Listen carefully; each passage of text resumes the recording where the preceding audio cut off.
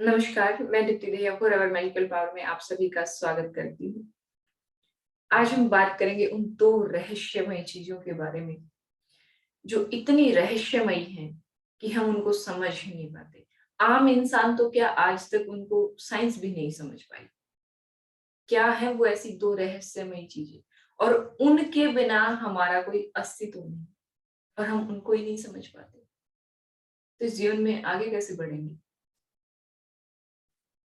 कौन-सी है वो 2 रहस्यमयी चीज़ें? वो है आत्मा और मन। जिनका कोई स्वरूप नहीं, लेकिन उनके बिना ये जीवन नहीं। कहाँ आत्मा रहती है, कहाँ मन रहता है, क्या पता? हम इशारे तो करते हैं कि यहाँ आत्मा रहती है, यहाँ रहती है, आत्मा कहाँ रहती है, यहाँ मन रहता है, क्या पता? क्या प्रूफ है? प्रूफ क्या है कि कहाँ रहती है? कैसी दिखती हैं? क्या है? पता ही नहीं। अब अगर आत्मा को नहीं समझा, तो ये ही नहीं जान पाएँगे कि ये आत्मा यहाँ पर आई है, तो ये क्या करने के लिए आई है?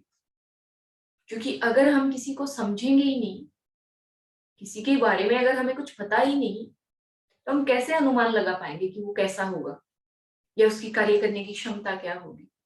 अगर हमने आत्मा को नहीं पहचाना, तो हमें कैसे पता चलेगा कि ये आत्मा यहाँ पर पृथ्वी पर क्या करने के लिए आई है और क्या-क्या करने की क्षमता इसके अंदर है? जैसे किसी भी बुक के बाहर के कवर को देख के उसके अंदर क्या डाटा, क्या इन्फॉर्मेशन स्टोर है, हमें नहीं पता ना। तो इसी प्रकार इस बाहरी पर्सनैलिटी को देख के, इस शरीर को देख के हम अंदाजा थोड़ी ना लगा सकते हैं कि आत्मा आखिर क्या करने के लिए यहाँ पर आई है इस शरीर में और कितनी क्षमताएँ हैं इसके अंदर। अभी कई-कई बार क्या होता है कि शरीर इतना होता है, हट्टा-कट्टा होता है, लेकिन उनके अंदर कार्य करने की क्षमता ही नहीं होती। और किसी-किसी का शरीर इतना दुबला-पतला होता है, फिर भी कार्य करने की इतनी अधिक क्षमता उनके पास होती है। तो नहीं लगता आपको कि ये चीज़ें बड़ी रहस्यमयी हैं? तो जो कार्य करने की क्षमता है वो कहाँ है? शरीर के अंदर है या फिर उस आत्मा के अंदर है? गाड़ी के ढांचे की पावर है या इंजन में पावर है?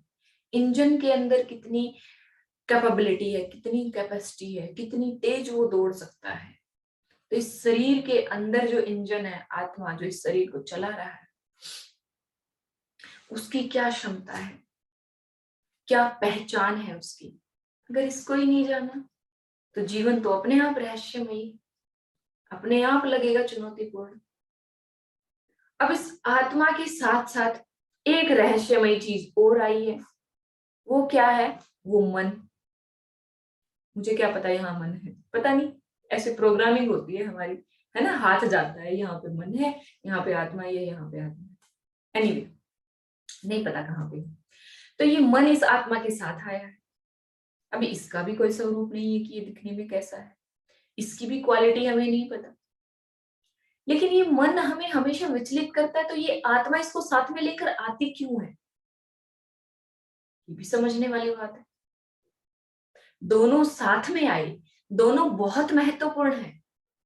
लेकिन अगर हम इनको नहीं समझते हैं और इन पे हम ध्यान नहीं देते हैं, तो आपस में ये कैसे रहते हैं? ऐसे, एक दूसरे के विरोधी, एक दूसरे के विरोधी। ये आत्मा इस मन को लेकर इसलिए आई थी, क्योंकि ये मन चंचल है। ये कहते हैं ना, मन घड़त कहानियाँ, इस मन के अंदर वो रचनाएँ करने की जो पावर है, वो है। ये बड़ी चुलबुली, बड़ी अनोखी रचनाएँ कर सकता है, कहानियाँ बना सकता है। तो ये आत्मा के अंदर क्षमता है, ये इस मन को इसलिए लेके आई कि ये मन एक स्क्रिप्टिंग करके दे मुझे। कुछ नया, कुछ नया, कुछ नया, कुछ नई रचनाएँ करे और फिर मैं, आत्मा, उस हिसाब से कार्य करूँ। तो मन को तो ये इसलिए लेके आई, मन को तो ये इसलिए लेके आई। जो राइटर होते हैं, वो राइटर अगर उस स्टोरी में जान नहीं डालेंगे या उस स्टोरी को नहीं लिखेंगे या क्रिएट नहीं करेंगे, तो जो एक्टर हैं, जो उस रोल को प्ले करते हैं, वो कैसे प्ले करेंगे? तो जो जानदार स्टोरी जो क्रिएट करता है, ऐसी चुलबुली ऐसी रचनात्मक चीजों को जो क्रिएट करता है, वो कार्य करता है मन। अब इस मन को ये साथ में तो इसलिए लेके आई थी कि ये रचनाएं करेगा खूबसूरत खूबसूरत, और फिर मैं उन पर कार्य करूं। लेकिन इस मन ने क्या किया, इस मन ने क्या किया कि मैं रचना करता हूं, मैं लिखता हूं, तो बस मैं ही हूं, बस मैं ही हूं। इसने क्या कर लिया, कब्जा कर लिया आत्मा पर। इसने आत्मा पर कब्जा कर लिया। अभी जिस आत्मा के अंदर स्ट्रेंथ ज्यादा होती है, क्षमता ज्यादा होती है, ज्यादा चेतना शक्ति होती है, वो इस मन को साइड कर देती है कि तेरा काम सिर्फ इतना ही है कि तू सोच, नई कहानियां लिख, उनको हकीकत मैं बनाऊंगी, उन पे कार्य मैं करूंगी, तू बस रचनाएं कर और शांत बैठ।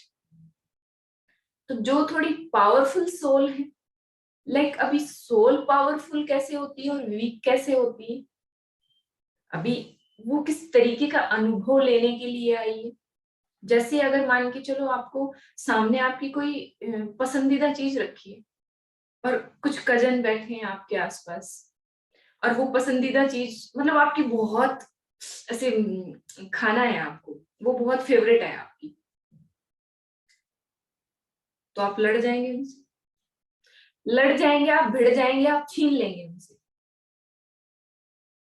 छीन लेंगे, है ना। तो ऐसे ही जो आत्माएं हैं जिद्दी टाइप की, या मतलब जो उनकी फेवरेट चीज है बस उनको वो चाहिए चाहिए चाहिए, तो वो आत्माएं क्या करती हैं, इस मन से लड़ जाती है कि तू साइड रह, तेरा जितना कार्य है बस तू उतना ही कर। तो यहाँ पर अगर हमें इन दोनों को अलग अलग तरीके से हमें समझना है, स्वभाव को समझना होगा, तब हम इनको समझ पाएंगे। और जब हम दोनों को समझेंगे, तब हम दोनों को समझकर और एक दूसरे के सामने तारीफ करके और उन दोनों को हम दोस्त बना पाएंगे। और जब तक ये दोनों दोस्त नहीं बनते, तब तक गाड़ी के मान के चलो कि दो पहिए, एक पहिया कह रहा है मैं तो आगे जाऊंगा और एक पहिया कह रहा है मैं पीछे जाऊंगा, तो ऐसा होता रहेगा। जब तक मन की और आत्मा की दोस्ती नहीं होगी, इन ये आपस में अगर मेल नहीं खाएंगे, तो जीवन की गाड़ी कैसे खिंचाएगी, एक टायर इधर जाएगा एक टायर इधर जाएगा, तो गाड़ी कैसे चलेगी। कभी ये वाला टायर ज्यादा जोर लगा के आगे खींच लेगा, तो कभी ये वाला टायर ज्यादा जोर लगा के अपना इधर खींच लेगा, तो गाड़ी बस ऐसी ऐसे ही रहेगी। तो इन दोनों की आपस में दोस्ती करवानी बहुत जरूरी है। अब इनकी दोस्ती करवाने के लिए इनके गुणों को समझना पड़ेगा, और फिर एक दूसरे को, इनको मन को आत्मा के गुण समझाने होंगे, आत्मा का जो स्वभाव है वो समझाना होगा मन को। आत्मा तो फिर भी समझती है, आत्मा तो फिर भी मन को समझती है, क्योंकि वही तो लेकर आई है उसको। लेकिन जो मन है उसने क्या किया, आत्मा की उंगली पकड़ के पहुंचा पकड़ लिया। जब उस मन को पता चला कि तू रचनाएं ही नहीं करेगा, तो ये कार्य कैसे करेगा, ये अलग अलग चीजों को कैसे क्रिएट करेगा, तो वो मन जो आ गया वो अहम भाव कि बस मैं ही सब कुछ, मैं ही रचना करता हूं, तो मैं ही करूंगा सब कुछ। तो इसलिए पहले आत्मा के स्वभाव को समझना है हमें, फिर आत्मा का जो स्वभाव है वो स्वभाव और वो आत्मा के गुणों को हमें मन को समझाना होगा। आत्मा का क्या स्वभाव है, आत्मा क्या है, क्रियाशील, गतिशील है। गीता में भी बताया गया है आत्मा गतिशील है। आत्मा क्या है, एक एनर्जी, और जो एक एनर्जी है वो क्या करती है, झिलमिलाती है। जैसे देखो बिजली तारों में दौड़ती है ना, दौड़ती रहती है दौड़ती रहती है, वो उसका स्वभाव है, स्वभाव है, वो दौड़ेगी। तो जो ये आत्मा है ये भी गतिशील है, मोमेंट, मोशन, एनर्जी मोशन करती रहती है, ये एक एनर्जी है, ये मोशन करती रहती है, मोशन, ठीक है। ऐसे झिलमिलाना, ऐसे मतलब इसका कार्य है, इसका स्वभाव है। जैसे किसी का स्वभाव होता है कि बहुत गुस्सा करना, बहुत शांत रहना, बहुत बोलना, बहुत चुप रहना, बहुत हंसना, बहुत उदास रहना, ऐसे ऐसे इस आत्मा का स्वभाव है चुलबुलापन, गतिशील, ये आत्मा का स्वभाव। ये आत्मा जैसे मान के चलो एक ब्लैक होल है, मान लो समझने के लिए, गणित में इतने सारे सवालों को सोल्व करने के लिए कभी एक्स माना, कभी ए माना, कभी बी माना, कभी सी माना, तो अभी मान लो कि ये आत्मा एक ब्लैक होल की तरह है। और वो क्या करता है, ब्लैक होल क्या करता है, अपनी तरफ चीजों को खींचता है, ठीक, अपनी तरफ खींचता है वो चीजों को। तो ये जो आत्मा है, ये क्या है, गतिशील है, गतिशील है। इस आत्मा के संपर्क में जितनी भी चीजें आती है, ये उनको क्या करती है, सोखती है, लपेटती चली जाती है, लपेटती चली जाती है। अब अगर इस आत्मा के चारों तरफ अच्छी चीजें रही, तो ये आत्मा अच्छी चीजों को ही लपेटेगी। अब अगर आत्मा की चारों तरफ बुरी चीजें रही, तो ये आत्मा बुरी चीजों को ही लपेटती चली जाएगी, क्योंकि ये तो गतिशील है। जो भी इसके संपर्क में आया, ये एक एनर्जी है, जो भी चीजें इसके संपर्क में आई, ये लपेटती चली जाएगी। अब इसके संपर्क में जो चीजें आती है, मान के चलो आत्मा यहाँ है, मान के चलो यहाँ है आत्मा, और यही मन है, कहीं यही कहीं मन है, तो वो मन क्या करता है, बाहर बहुत सारी चीजें हैं, पॉजिटिव भी और नेगेटिव भी, सकारात्मक भी और नकारात्मक भी। अब वो मन जिन चीजों को खींचकर लाता है, रचनाएं क्रिएशन करने का, इंफॉर्मेशन को असेंबल करने का जो काम है, वो किसका है, मन का। तो वो मन जिस तरीके की इंफॉर्मेशन खींच के लाता है, मतलब लेके आता है, अच्छी बुरी सारी लेके आता है। अब जो भी लेके आता है उसको ये आत्मा सोख लेती है, और फिर उसी हिसाब से कार्य करती है, ठीक। तो ये जो मन है, अब इसको समझना है। आत्मा का हमने समझा, उसका जो स्वभाव है वो गतिशील है, वो मजबूर है, जो उसके आसपास चीजें आएगी वो सोखेगी उनको। तो अब मन को समझना है, ये मन जो इधर उधर से चीजों को इकट्ठी करके लेके आया, अभी मन क्या है, चुलबुला, चुलबुला, उसको जो भी फंस जाए, जो भी फंस जाए उसको, बस उसको इंफॉर्मेशन कलेक्ट करने से मतलब है, क्योंकि उसको लगता है कि जितनी ज्यादा इंफॉर्मेशन वो कलेक्ट करेगा, वो उतनी ही ज्यादा रचनात्मक चीजों को क्रिएट करेगा। जैसे कोई स्टोरी लिखने वाला इंसान होता है, तो राइटर जो होता है, तो वो स्टोरी लिखता है, उसमें ये भी चीज ऐड ऑन कर देता है, ये भी चीज ऐड ऑन कर देता है, ये भी, यहाँ पे हंसी भी है, यहाँ पे गम भी है, यहाँ पे रोना भी है, यहाँ पे ऐसे ऐसे, एक एक ही मूवी में प्यार भी है, मारधाड़ भी है, साजिशें भी हैं, सब कुछ है, सब कुछ है। तो उसी प्रकार ये जो मन है ना, ये मन, ये उस राइटर की तरह है। ये क्या करता है, ये सारी चीजों को सोखता है, सारी चीजों को डालकर उसमें एक स्टोरी तैयार करना चाहता है। अभी आत्मा मजबूर है, जो भी चीजें आएंगी, दुख सुख, लड़ाई झगड़ा, मारधाड़, प्यार, जो भी चीजें ये मन खींच के लेके आएगा, आत्मा उसको लपेट लेगी और उसी प्रकार से कार्य करेगी। इस खेल को, इस चक्रव्यूह को हमें समझना है। अब यहाँ पर इस मन का हमें अवलोकन करते रहना है। कहाँ पर है ये, पता नहीं। इस मन का हमें अवलोकन करते रहना है कि ये मन कौन कौन सी चीजों को खींच रहा है, सोख रहा है। हमारी कहानी में, हमारी आत्मा की जो कहानी तैयार हो रही है यहाँ पे, उस कहानी में कौन कौन सी चीजों को ऐड कर रहा है ये मन, ये समझना है। और इस मन को हमें समझना है और फिर इसको रोकना है। अगर ये कुछ बुरी चीजें ले आता है, तो वहां पर उनको साइड कर देना है। अभी अगर मन को समझ भी लिया कि ये बुरी चीजों को, बैठ के आप अवलोकन करना इस मन का कि ये क्या क्या खींचता है, कि किन किन चीजों को कलेक्ट करता है, ये कौन कैसे कैसे इमोशन को कलेक्ट करता है। अब ठीक है, मन को हमने समझ भी लिया, अवलोकन भी कर लिया, लेकिन अब इसको हम कमांड कैसे दें कि भाई ये चीजें मेरी स्टोरी के लिए सही नहीं है, तू मत लेके आए इनको यहाँ पे। कैसे? अगर किसी से अपनी बातें मनवानी होती है तो कैसे मनवाते हैं? दो तरीके होते हैं। एक तो होता है कि कोई मार धाड़ करके उससे अपनी बातें मनवा लेता है।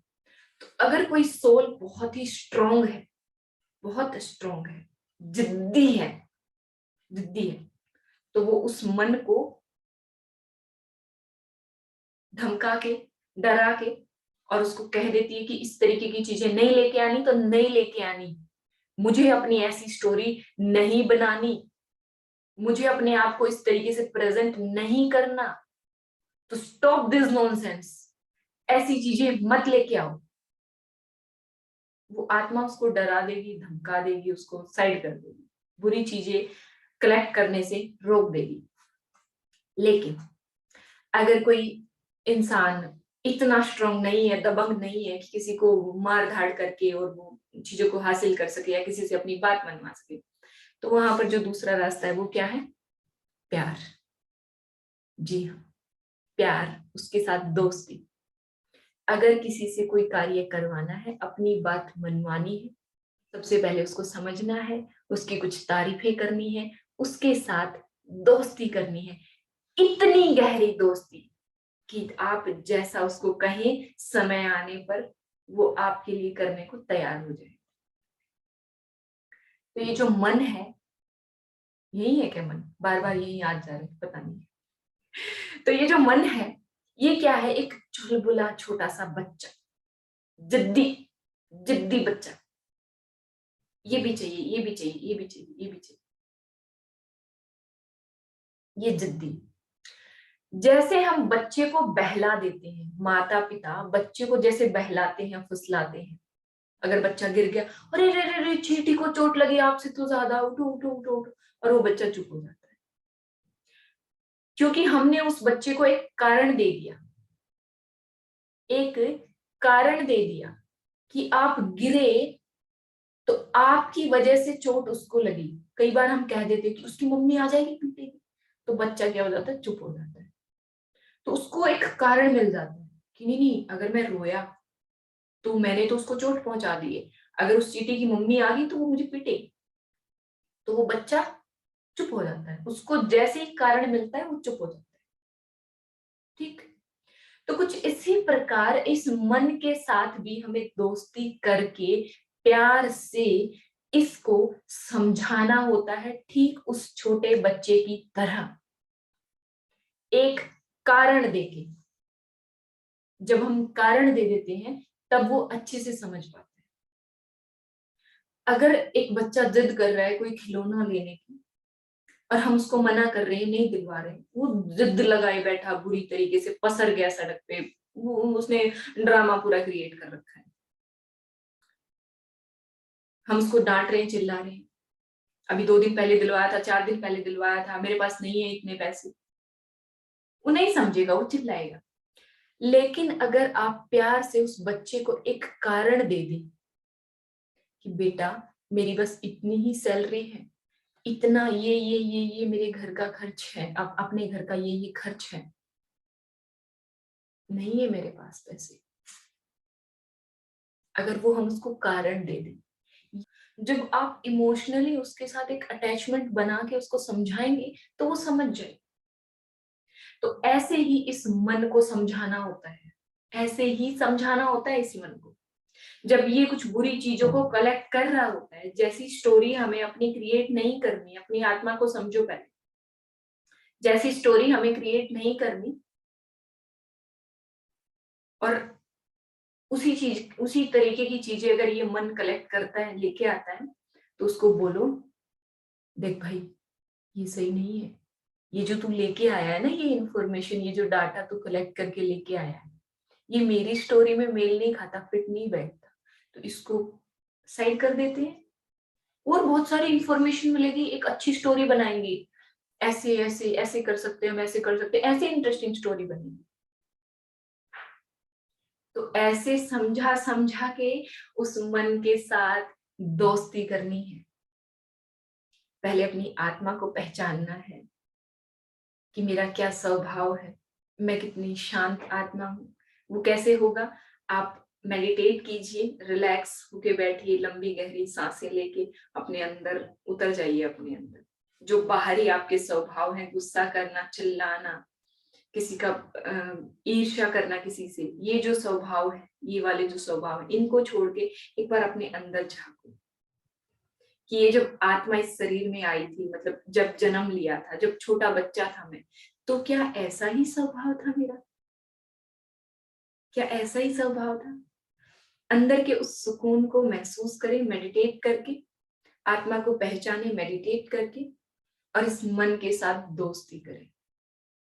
बहुत उछलता है ये, बहुत चिल्लाता है, एक जिद्दी बच्चे की तरह, तो इसके साथ बेहतर होता है कि हम प्यार से रहें, दोस्ती करें उसके साथ, और उसको एक स्ट्रॉन्ग इमोशनली रीजन देके उसको समझाना है, फिर वो शांत हो जाता है। और जब वो धीरे धीरे शांत होने लगता है, समय लगता है इस प्रक्रिया में, जब वो धीरे धीरे शांत होने लगता है, फिर आत्मा की और मन की आपस में बात करवाओ कि तुम दोनों मिलके इस जिंदगी को बहुत खूबसूरत बना सकते हो, और फिर ये जीवन बहुत आसान है, बहुत खूबसूरत है। आशा करती हूँ समझा पाई होंगी। मैंने अपनी तरफ से पूरी कोशिश की समझाने की, जैसे मैंने इन चीजों को समझा वैसे मैंने समझाने की कोशिश की। अगर जानकारी अच्छी लगी हो तो आगे भी शेयर कीजिए ताकि और भी लोग इस चीज को समझ सके। मिलते हैं फिर एक और ऐसे इंटरेस्टिंग मैसेज के साथ। तब तक के लिए स्वस्थ रहिए, मुस्कुराते रहिए। धन्यवाद।